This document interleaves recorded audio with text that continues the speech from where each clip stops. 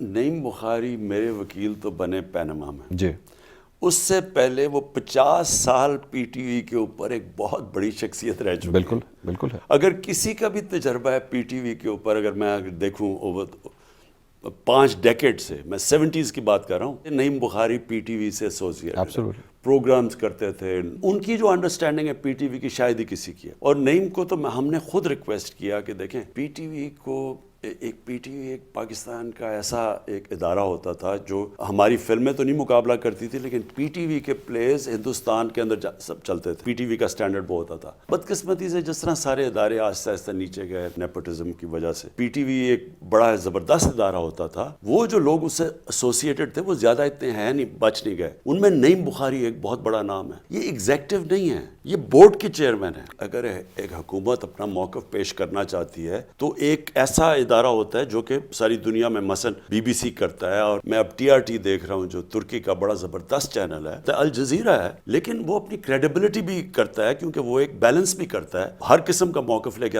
لیکن اگر صرف ایک ماؤتھ پیس بن جائے گا، اگر پی ٹی وی صرف گورنمنٹ کا، تو اس کی تو ریٹنگ گر جائے گی. اب بی بی سی ہے وہ اپنی طرف سے تو بیلنس کرتا ہے، لیکن ان کی اینگل تو ایک ہوتی ہے. لیکن آپ یہ سمجھتے ہیں کہ اپوزیشن کو ٹائم ملنا چاہیے، جی بالکل ملنا چاہیے.